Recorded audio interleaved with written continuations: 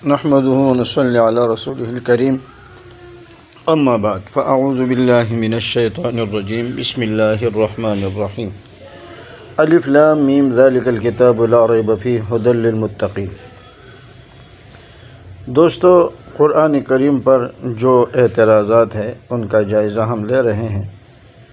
تو ملحدین یہ بات کرتے ہیں کہ قرآن کریم نعوذ باللہ یہ اللہ کا کلام نہیں ہے، اور اللہ کا کلام نہ ہونے کی ایک دلیل وہ یہ پیش کرتے ہیں کہ قرآن کریم جیسے اس میں خطاب کے بھی صیغے ہیں، غائب کے بھی صیغے ہیں، اور متکلم کے بہت کم ہے۔ تو اگر یہ اللہ کی کتاب ہوتی تو اس میں نسبت متکلم کی طرف کی جاتی، اور جب نسبت متکلم کی طرف نہیں ہے تو معلوم ہوا کہ یہ اللہ کی کتاب نہیں ہے۔ مثال کے طور پر الحمدللہ رب العالمین، الحمدللہ رب العالمین پر وہ اشکال یہ کرتے ہیں کہ یوں کہنا چاہیے تھا الحمدلی، للہ کے بجائے لی ہوتا، اس لیے کہ جو اس میں ظاہر ہوتا ہے وہ غائب کے حکم میں ہوتا ہے۔ الرحمن الرحیم مالک یوم الدین، آگے فرما رہا ہے ایاک نعبد۔ اگر یہ اللہ کا کلام ہوتا تو اللہ فرماتے ایایا فاعبدو، لیکن یہ فرما رہے ایاک نعبد۔ اگر ایاک نعبد اللہ کا کلام ہے تو پھر اس کا ترجمہ کیا بنے گا؟ اللہ کس کی عبادت کرتے ہیں؟ وَإِيَّاكَ نَسْتَعِينُ کا کیا ترجمہ بنے گا؟ اهْدِنَا الصِّرَاطَ الْمُسْتَقِيمُ کا کیا ترجمہ بنے گا؟ کیا اللہ کہہ رہے ہیں کہ مجھے صراط مستقیم پہ چلا دے؟ تو ملحدین کہتے ہیں اگر یہ اللہ کا کلام ہوتا تو اس میں یہ خطاب کے صیغے نہ آتے، اور اس میں غائب کے صیغے نہ آتے، بلکہ اس کے اندر متکلم کے صیغے آتے، تو معلوم ہوا کہ نعوذ باللہ یہ اللہ کا کلام نہیں ہے۔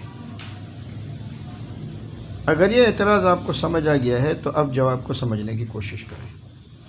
دیکھیے، ملحدین جب بھی آپ کے سامنے کوئی ضابطہ پیش کریں، یا ملحدین جب بھی آپ کے سامنے کوئی قاعدہ پیش کریں، تو ہم نے اس ضابطے اور اس قاعدے کی پوزیشن کو دیکھنا ہے، اس قاعدے کی کیا حیثیت ہے۔ اب ہم ذرا ان کے قاعدے کا جائزہ لیتے ہیں کہ جب کوئی کتاب لکھتا ہے تو اس کے اندر سارے صیغے متکلم کے ہی ہونے چاہیے، اس میں غائب کا لفظ یا مخاطب کا لفظ استعمال نہیں ہوتا۔ یہ قاعدہ آپ نے لیا کہاں سے ہے؟ حالانکہ دنیا کی جتنی بھی زبانیں ہم دیکھیں، کوئی بھی زبان آپ لے لیں، ہر زبان میں تقریباً کتابیں لکھی گئی ہے، مضامین چھپتے ہیں، تو کیا جو متکلم ہوتا ہے وہ اس میں صرف متکلم کے الفاظ استعمال کرتا ہے، یا اس میں غائب اور حاضر کے بھی الفاظ استعمال ہوتے ہیں؟ جیسے مثال کے طور پر ابھی میں آپ سے بات کر رہا ہوں تو میں متکلم ہوں، اور میں ملحدین سے یہ کہوں، خاص کر سچ والا، وہ یہ اعتراض بہت اٹھاتا ہے، اور تمام ملحدین اٹھاتے ہیں، لیکن ہم نے سچ والے سے زیادہ سنا ہے۔ تو اب اگر ہم سچ والے سے میں گفتگو کروں اور میں کہوں کہ بھائی اس وقت محمد قاسم آپ سے مخاطب ہے، تو کیا یہ میرے لیے جائز ہے یا نہیں ہے؟ یا میں سچ والے سے کہوں کہ مولوی صاحب، مولوی محمد قاسم بیچارے کا کیا قصور ہے، تو بظاہر یہ غائب کے الفاظ ہے، اس میں ظاہر ہے، کیا یہ استعمال کرنا میرے لیے جائز ہے یا نہیں؟ یا میں سچ والے کے اسٹریم میں جا کر کے اس سے گفتگو کروں اور اس کو دلائل دوں، اور دلائل دینے کے بعد اسے میری بات سمجھ نہ آئے، اور میں کہوں واہ محمد قاسم، تیری بھی مت ماری گئی تھی کہ تو سچ والے کی اسٹریم میں آیا، تو اب یہاں میں نے اپنے آپ کو مخاطب کیا ہے، تو کیا اس طرح اردو میں، فارسی میں، عربی میں، کسی بھی زبان میں ہوتا ہے یا نہیں ہوتا؟ تقریر یا تحریر میں کبھی متکلم خود کو غائب کے درجے میں رکھتا ہے اور کبھی خود کو مخاطب کے درجے میں رکھتا ہے۔ اور اس سے ہٹ کر اگر ہم دیکھیں تو قرآن کریم کا اسلوب یہ ہے کہ بعض جگہ ضمیر کچھ لوٹنی چاہیے مگر وہ کچھ لوٹاتے ہیں اور اس کو التفات کہا جاتا ہے، وہ دوسرا مسئلہ ہے۔ اگر یہ وہ اعتراض کر لیتا تو پھر کوئی معقول تھا۔ اور پھر التفات کی کئی قسمیں ہیں، متکلم سے غائب کی طرف، غائب سے متکلم کی طرف، متکلم سے مخاطب کی طرف، مخاطب سے متکلم کی طرف، اور اسی طرح 6 صورتیں بنتی ہیں۔ وہ اعتراض کرتا تو وہ کوئی علمی بات تھی۔ یہ جو اعتراض آپ نے لیا ہے، اور اس اعتراض کے خاطر پھر ہمارے علماء نے اس کے لیے ضوابط بتائے ہیں کہ اس صورت میں مخاطب کے بجائے غائب کی ضمیر لوٹ رہی ہے، حتیٰ اذا کنتم فی الفلک وجرین بکم کی جگہ وجرین بہم۔ اسی طرح قرآن کریم میں مختلف مقامات ہیں، کہیں پر مفرد کا آتا ہے، کہیں پر جمع کا آتا ہے، کہیں پر جمع کا آتا ہے تو ضمیر مفرد کی آتی ہے، کہیں مفرد کا آتا ہے ضمیر جمع کی آتی ہے۔ اس کے اپنے قواعد اور ضوابط ہیں۔ اگر یہ اس قسم کا کوئی اعتراض کر لیتا تو اعتراض معقول ہوتا اور اس کا جواب دے دیا جاتا۔ اس لیے کہ اصول یہ ہے کہ اگر مرجع مخاطب ہو تو ضمیر کی مخاطب کی ہوگی، اور اگر مرجع غائب ہو تو ضمیر غائب کی ہوگی، یہ اصول ہے۔ اگر مرجع متکلم ہو تو ضمیر بھی متکلم کی ہوگی۔ وَمَا لِيَ لَا أَعْبُدُ الَّذِي فَطَرَنِي وَإِلَيْهِ تُرْجَعُونَ، ارجعو کی جگہ وَإِلَيْهِ تُرْجَعُونَ استعمال کر لیا۔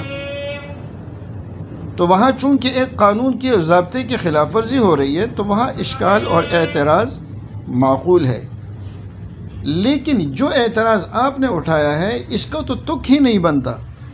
یہ اعتراض اور یہ ضابطہ آپ نے لیا کہاں سے ہے؟ دوسری بات، اس نے بھی کچھ صورتیں بنائی ہے، سورہ کووڈ، نعوذ باللہ من ذالک، سورہ یوٹیوب، اسی طرح سورہ عقل، اور سورہ عقل پر اس پہ ہماری گفتگو بھی ہو چکی ہے۔ اور پھر اس نے سورہ عقل پر ہم نے اعتراضات کیے، پھر اس نے جوابات دینے کی کوشش کیا، پھر اس کا جواب الجواب بھی آیا ہے، وہ ہمارے چینل کے اوپر یہ چیزیں پڑی ہوئی ہیں، آپ اسے دیکھ سکتے ہیں۔ اب اس کا جواب الجواب جو آیا ہے وہ بھی انشاءاللہ آپ کے سامنے آ جائے گا۔ تو اس سورہ عقل میں یہ کہتا ہے کہ یہ میری بنائی ہوئی صورت ہے، اور پھر اس پر وہ کہتا ہے کہ دیکھو بسم العقل الوعی النوری، اور پھر اس کے بعد کہتا ہے اذا جاء نور العقل والوعی ورأيت الناس يخرجون من دين العرب افواجا فركز على نفسك، اور اس کے بعد کہتا ہے واسترشده انه كان رشادا۔ نعوذ باللہ، یہ صورت نہیں بنائی ہے بلکہ یہ قرآن کریم کی تحریف کی ہے۔ تو قرآن کریم کی جو تحریف تو نے کی ہے اس میں تو متکلم کا ایک بھی لفظ نہیں ہے، تو تیری بنائی ہوئی صورت کو ہم کیسے مان جائیں کہ یہ تیری ہے؟ کم از کم تو اپنی بنائی ہوئی نعوذ باللہ صورت تو نہیں کہنا چاہیے۔ اپنے بنائے ہوئے بکواس میں تو غائب کے صیغے بھی آپ نے استعمال کیے ہیں، مخاطب کے بھی استعمال کیا، متکلم کا ایک بھی نہیں ہے۔ اسی کو کہتے ہیں الجھا ہے پاؤں یار کا زلف دراز میں، لو آپ اپنے دام میں صیاد آ گیا۔ تو جو جواب تیرا ہے وہی ہمارا سمجھ لے۔ دوسری بات یہ ہے کہ قرآن کریم آیا ہے لوگوں کی ہدایت کے لیے، لوگوں کی رہنمائی کے لیے، اور لوگوں کی ہدایت اور رہنمائی میں اللہ تعالیٰ طریقے بتا رہے ہیں، جیسے الحمدللہ رب العالمین۔ تو بعض مفسرین نے یہاں شروع میں قل کو محذوف نکالا ہے، قل الحمدللہ رب العالمین الرحمن الرحیم مالک یوم الدین۔ تو اگر قل کو آپ نے محذوف نکال دیا پھر تو کوئی اشکال ہی نہیں ہے۔ دوسری بات یہ ہے کہ قرآن کریم اپنے پڑھنے والوں کو، اپنے سننے والوں کو مانگنے کا طریقہ سکھا رہا ہے۔ تو ایاک نعبد و ایاک نستعین اہدنا الصراط المستقیم، یہاں اللہ رب العزت اپنے پڑھنے والوں کو اپنے کلام کے سننے والے اور پڑھنے والے ان کو پڑھنے کا اور مانگنے کا طریقہ سمجھا رہا ہے۔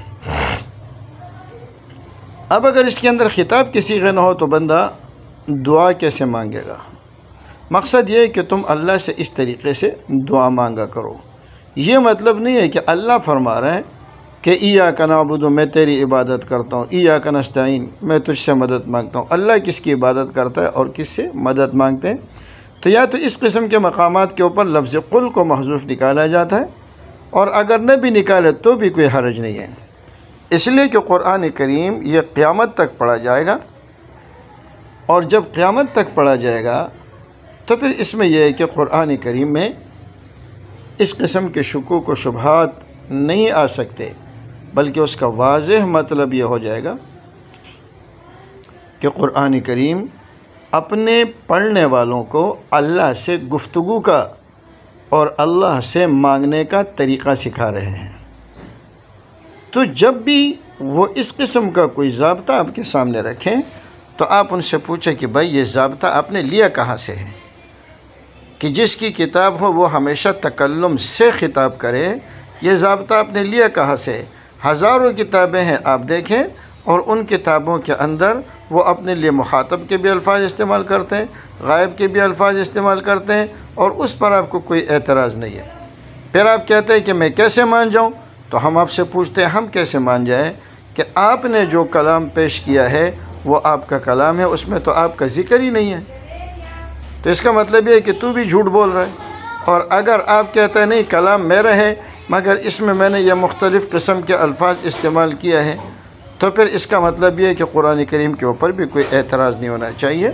ملحدین اللہ کے بھی دشمن، اللہ کے رسول کے بھی دشمن، اور دین کے بھی دشمن، یہ صرف یوٹیوب اور سوشل میڈیا پر پیسہ اکٹھا کرنے کے خاطر، خدا کی قسم ان کو معلوم ہے کہ ہم غلطی پر ہیں، ان کو معلوم ہے کہ اسلام حق ہے، مگر صرف یوٹیوب سے پیسہ اکٹھا کرنے کے خاطر وہ اس قسم کی حرکتیں کر رہے ہیں۔ اور آج کل اگر کسی کو مشہور ہونا ہے اور اس کو انگریز سرکار سے پیسے کی ضرورت ہے تو اس کا واحد حل یہ ہے کہ وہ اسلام کے خلاف بکواسات شروع کر دے۔ یہی وجہ ہے کہ آئے دن قرآن کریم کے خلاف، رسول اللہ صلی اللہ علیہ وسلم کے خلاف، اسلام کے خلاف اس قسم کے بکواسات روزانہ آپ کو سننے میں آتے ہیں۔ اس کا مقصد صرف اور صرف یہ ہے کہ وہ اللہ کے کلام میں تحریف کر کے مسلمانوں پر اشکالات اور اعتراضات کر کے ان لوگوں کو خوش کرنا چاہتے ہیں جو ان کے لیے ڈونیشن دیتے ہیں اور جو ان کو فنڈنگ کرتے ہیں۔ یہ بھی اسلام کی حقانیت کی دلیل ہے۔